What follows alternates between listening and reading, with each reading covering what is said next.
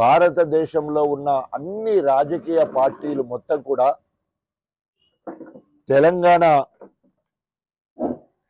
తెలంగాణ వైపే చూస్తున్నాయి. కారణం ఏంటంటే chief justice of India BR Gavai మొన్న సుప్రీంకోర్టులో ఇచ్చిన తీర్పు ఒక సంచలనాన్ని సృష్టించడం జరిగింది. స్పీకర్ ఎలాంటి నిర్ణయం తీసుకుంటారని చెప్పేసి దేశంలో ఉన్న రాజకీయ పార్టీలతో పాటు అందరూ రాజకీయ నాయకులు, ప్రభుత్వాలు కూడా ఎదురు చూస్తున్నాయి. ఈరోజు ఫిరాయింపులు అనేది ప్రజాస్వామ్యానికి గొడ్డలి పెట్టు. ఒక పార్టీ మేనిఫెస్టో, ఒక పార్టీ ప్రజలకు ఇచ్చిన హామీలు దృష్టిలో పెట్టుకొని ప్రజలు ఓట్లేస్తారు. సో గెలిచిన తర్వాత అవకాశవాదంగా రాజకీయ పార్టీలు మారడం జరుగుతూ ఉంది. దాన్ని దృష్టిలో పెట్టుకొని, అంటే వాళ్ళు కనుక కోర్టుకు వెళ్తే పుణ్యకాలం పూర్తి అయిపోతుంది, 5 ఏళ్ళు అయిపోతూ ఉన్నాయి, లక్ష్యం నెరవేరడం లేదు.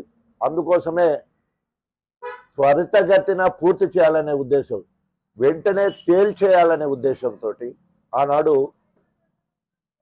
రాజీవ్ గాంధీ గారు చట్టం తీసుకొచ్చిండు. ఏకే సేన్ న్యాయశాఖ మంత్రి దాన్ని ప్రపోజ్ చేయడమే కాకుండా వెంటనే పరిష్కారం చూపాలని చెప్పి కూడా మరి నిండు పార్లమెంట్లో కూడా మాట్లాడడం జరిగింది. దాంట్లో ఏ రాజకీయ పార్టీ మేనిఫెస్టో మీద కానీ లేదా ఒక పార్టీ సిద్ధాంతాల మీద గెలిచిన తర్వాత ప్రజాస్వామ్యంలో ఎవరైనా పార్టీ మారొచ్చు.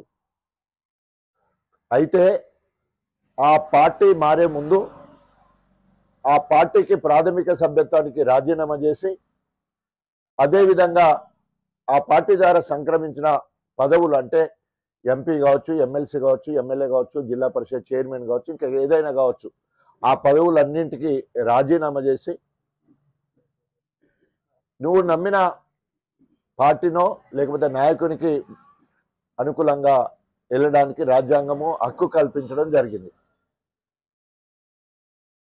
దాంట్లో కొంత వెసులుబాటు కూడా కల్పించడం జరిగింది. ఒకవేళ కనుక ఎక్కువ మంది ఒక సమూహంగా 2/3 ప్రజాప్రతినిధులు ఒకటై వాళ్ళందరూ కనుక స్పీకర్కి ఒక లేఖ రాసి మేమందరం కూడా ఫలానా పార్టీలో విలీనమవుతున్నామని కనుక వారు లేఖ కనుక స్పీకర్కి ఇస్తే అట్లా చేసుకోవచ్చు. దాంట్లో భాగంగానే మరి బీఆర్ఎస్ పార్టీ 2014 అధికారంలోకి వచ్చిన తర్వాత మొదటిసారి టీడీపీకి సంబంధించిన 2/3 ఎమ్మెల్యేలు బీఆర్ఎస్ పార్టీలోకి వచ్చినందుకు ఆ రోజు శ్రీనివాస్ యాదవ్కు మంత్రి పదవి ఇవ్వడం జరిగింది. మొన్న 2018 ఎన్నికల తర్వాత మరి బీఆర్ఎస్ పార్టీలో 18 మంది కాంగ్రెస్ ఎమ్మెల్యేలో 13 మంది కాంగ్రెస్ పార్టీకి రాజీనామా చేసి గ్రూప్గా ఏర్పడి మరి బీఆర్ఎస్ పార్టీ వీళ్ళు విలీనం కావడం జరిగింది. అందుకే సబితా ఇంద్రారెడ్డి గారికి మరి మంత్రి పదవి ఇవ్వడం జరిగింది. ఇంత క్లియర్గా రాజ్యాంగము మరి పార్టీ ఫిరాయింపుల మీద ఒక చట్టాన్ని చేసి కొంత వెసులుబాటు కూడా చేయడం జరిగింది. బిఆర్ గవా ఇంకా కొంచెం ముందుకు పోయి మంచి ఇంత అవకాశము స్పీకర్కి ఇచ్చి రాజ్యాంగ భద్రత కల్పించి, రక్షణ కల్పించి రాజకీయాలకు అతీతంగా నిర్ణయం తీసుకోవాలంటే ఇప్పటికీ స్పీకర్ గారు రాజకీయ పార్టీలాగానే మాట్లాడే పరిస్థితి దురదృష్టకరం. తెలంగాణ స్పీకర్గా ఉన్న ప్రసాద్ కుమార్ కాంగ్రెస్ కావచ్చు కాక ఒకసారి సభాపతి అయిన తర్వాత అందరి వాడుగా ఉండాలి.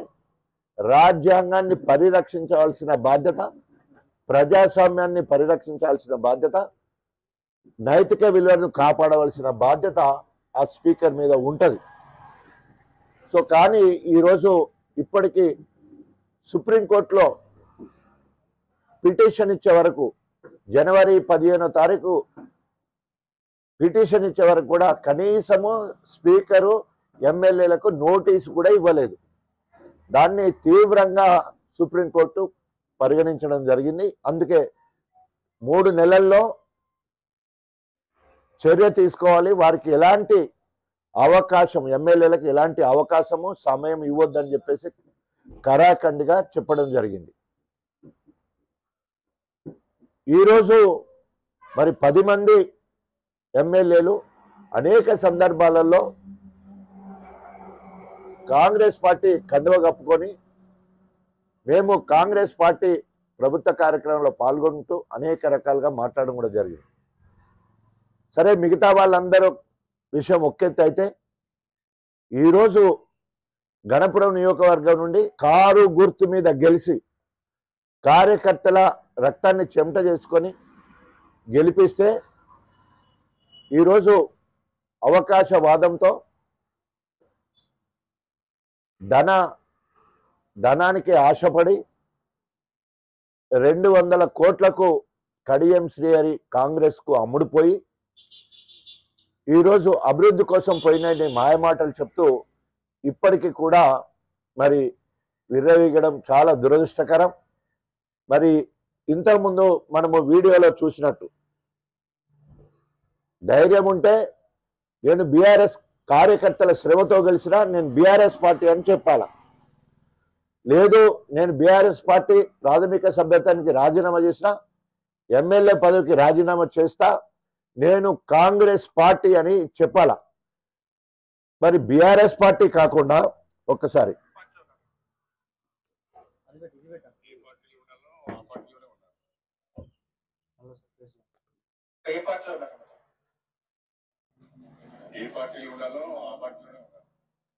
అంటే ఏ పార్టీలో ఉన్నానో ఆ పార్టీలో ఉన్నాని మాట్లాడడం అంటే సారీ, బీఆర్ఎస్ కాదు, కాంగ్రెస్ కాదు, చెప్పే ధైర్యం లేదు.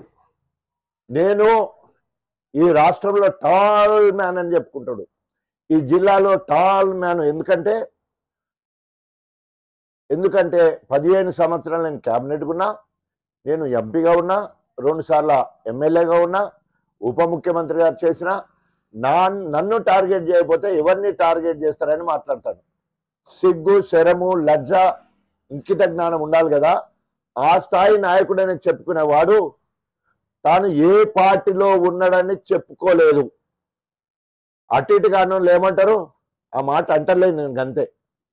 అటు కాదు ఇటు కాదు, ఎటుగాను ఏమంటారో మన గ్రామాలలో కానీ సమాజంలో కానీ దానికి కూడా ప్రత్యేక స్థానం ఉన్నది. మరి ఆయన అనుచరులు కూడా నిర్ణయించాలి. ఆయనను సార్ అని పిలుస్తారు కదా, కడియం శ్రీహరి సార్ని అడగాలి. కడియం శ్రీహరి సార్, మరి మేము ఏ పార్టీ పేరు చెప్పుకొని తిరగాలని ఎంబడని తన అనుచరులు అడగాలని డిమాండ్ చేస్తా ఉన్నాను.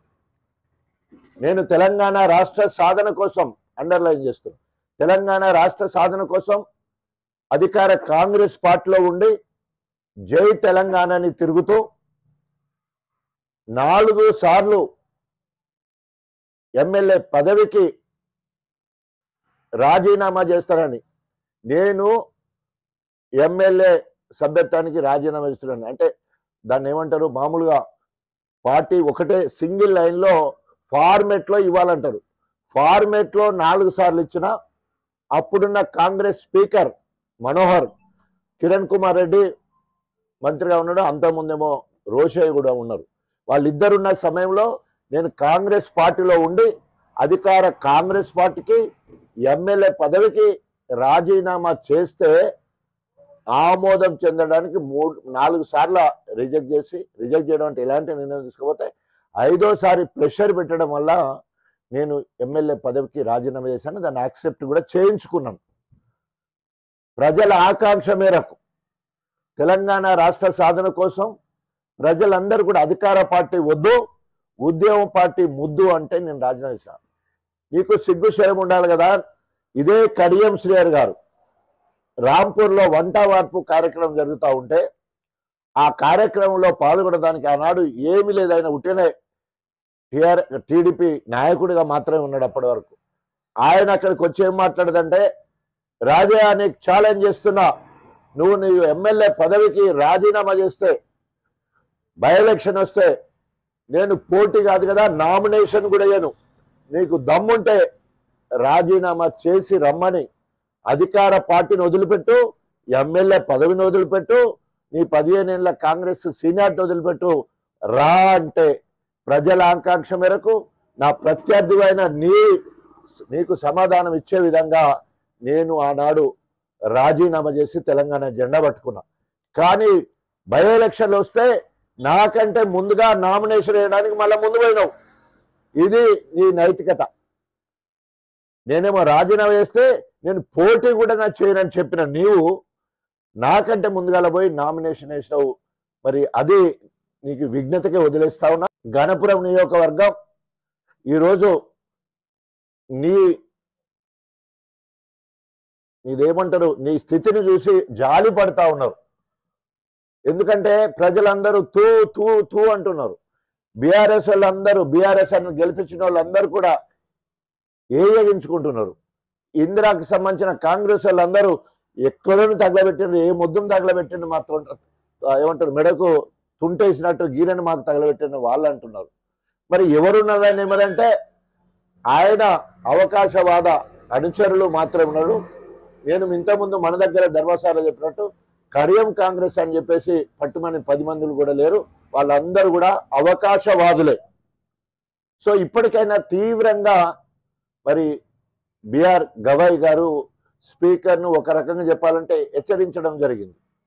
వెంటనే 3 నెలల్లో నిర్ణయం తీసుకోవాలి అని చెప్పేసి. ఒకవేళ నిర్ణయం తీసుకోకపోతే కంటెంప్ట్ ఆఫ్ కోర్టు ధిక్కారం చేసినట్టు అవుద్ది. ఎప్పుడైతే స్పీకరు ట్రిబ్యునల్ గా, అంటే ఒక జడ్జి లాగా, ఒక అధినేత లాగా, కస్టోడియన్ లాగా, అసెంబ్లీ కస్టోడియన్ లాగా ఉన్నప్పుడు మాత్రమే నిర్ణయం తీసుకుంటే రాజ్యాంగం కల్పించే భద్రత నీకు ఉంటుంది. లేకపోతే స్పీకర్గా మీరు కూడా న్యాయ వ్యవస్థకు జవాబుదారిగా ఉండాలి. అంటే స్పీకర్ పైన కూడా కేసు వేస్తానికి అవకాశం ఉంది, ఎందుకు నిర్ణయం తీసుకోలేదని చెప్పేసి. సో అక్కడ దాకా రాకుండా, ఎందుకంటే బిఆర్ గవాయ్ ఒక దళితుడు, ఇలా సుప్రీంకోర్టుకి చీఫ్ జస్టిస్గా ఉన్నాడు. ఇవాళ నువ్వు కూడా ఒక దళితుడివి. దళిత అస్తిత్వం కాపాడడానికి దేవుడు అంబేద్కర్ కల్పించిన రాజ్యాంగబద్ధంగా నువ్వు స్పీకర్గా ఉన్నావు. మేము నిజంగానే మంచి నిర్ణయం తీసుకుంటే మేము అందరం కూడా గర్వపడతాం. స్పీకర్గా ఒక గొప్ప నిర్ణయం తీసుకుని చరిత్రలో మిగిలిపోవాలి. మన వెంకయ్య నాయుడు గారు, ఆయన బీజేపీ ఫౌండర్గా మంచి పెద్ద లీడర్. ఒక్కసారి ఆయనకు ఉప రాష్ట్రపతి రాగానే బీజేపీకి రాజీనామా చేశాడు. తెలంగాణ రాష్ట్ర సాధన కోసం అధికార కాంగ్రెస్ పార్టీ ఎమ్మెల్యే పదవికి రాజీనామా చేసి తెలంగాణ జెండా పట్టుకొని నేను ప్రజల్లోకి వెళ్ళాను. ప్రజాస్వామ్యంలో పార్టీ మారడం తప్పు కాదు. నేను పార్టీ మారా, అధికార కాంగ్రెస్ పార్టీ ఎమ్మెల్యే పదవికి రాజీనామా చేసిన, కాంగ్రెస్ ప్రాథమిక సభ్యత్వానికి రాజీనామా చేసిన, ప్రజల ఆకాంక్ష మేరకు కేసీఆర్ గారు చేయబట్టుకున్న తెలంగాణ రాష్ట్ర సాధన కోసం మళ్ళీ ప్రజల దగ్గరికి వెళ్తే నాకు 33,000 మెజార్టీ ఇచ్చిండ్రు, మళ్ళీ 58,000 మెజార్టీ ఇచ్చిండ్రు, మళ్ళీ 37,000 మెజార్టీ ఇచ్చి అనేక మార్లు నన్ను గెలిపించుకున్నారు. ఒకవేళ కనుక కడియం శ్రేరి నీకు నైతిక విలువలు ఉంటే నువ్వు కూడా తీసుకున్న నిర్ణయం కరెక్ట్ అంటే వెంటనే రాజీనామా చేయి, బీఆర్ఎస్ పార్టీకి రాజీనామా చేయి, ఎమ్మెల్యే పదవికి రాజీనామా చేయి. నువ్వు నమ్మిన సిద్ధాంతం కోసం కాంగ్రెస్ కండు వేసుకొని తిరుగుతున్నావు కదా, ఆ కండువ మీద నిలబడు. మా బీఆర్ఎస్ శ్రేణులు కానీ నువ్వు కనుక తీసుకున్న నిర్ణయం కరెక్ట్ అయ్యేది ఉంటే తప్పకుండా ప్రజలు నిన్ను బ్రహ్మరథం పడతారు. నీవు ఒక్కసారి ప్రజా జీవితం, నువ్వు మళ్ళొక్కసారి ఉప ఎన్నికలకు వచ్చి నువ్వు గెలిస్తే నిన్ను పల్లెత్తు మాట కూడా అనం, నిన్ను కీర్తిస్తాం అభివృద్ధి కోసం పోయిండని చెప్పేసి. పోనీ అభివృద్ధి ఎక్కడ కనబడుతుంది? ఈయనేమో 800 కోట్లు తీసుకొచ్చిన నేనన్నాడు, 1,560 కోట్లేమో పక్కన బీర్లా ఐలే అని చెప్పేసి ఆలేరు అటు పక్కన ఉన్నాయని అన్నాడు. ఇటు పక్కన 6,000 కోట్లు తీసుకొచ్చిందని నాయని రాజేందర్ రెడ్డి శిలాపలకాలు పెట్టుకున్నారు. మరి నువ్వు పార్టీ మారిపోతే వాళ్ళ దాంట్లో సగం కూడా తీసుకురాలే నువ్వు. మరి ఎక్కడ అభివృద్ధి కోసం పోయినావు? అభివృద్ధి లేదు, బెండకాయ లేదు, వంకాయ లేదు. ఆయన పోయింది ఆయన బిడ్డ స్వార్థ రాజకీయాల కోసం బిడ్డకు పదవి కట్టబెడతానికి పోయిండు. సో తప్పకుండా ప్రజలు కర్రు గాల్చి వాత పెడతారు. ఒకవేళ నీకు దమ్ము ధైర్యం ఉండేది ఉంటే ఇట్లే నేను అటు కాదు ఇటు కాదు అని ఇప్పుడు స్థానిక ఎన్నికల్లో గ్రామ సర్పంచ్ గెలిపించడానికో ఎంపీటీసీ గెలిపడానికో ఏ ఊరికి పోతావు రా, ఇట్లా పో. నేను అటు కాదు ఇటు కాదు, నేను అటోని కాదు ఇటోని కాదు, ఎటోన్నో మీరే నిర్ణయించుకొని ప్రజలకు పోయి ఓటు అడుగు.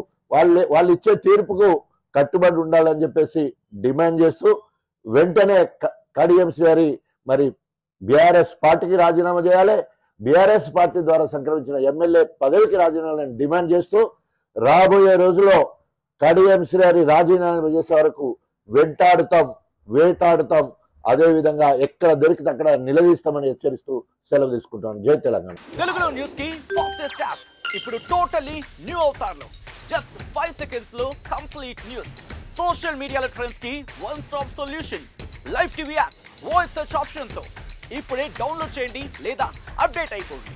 యాప్ లింక్ డిస్క్రిప్షన్ లో ఉంది.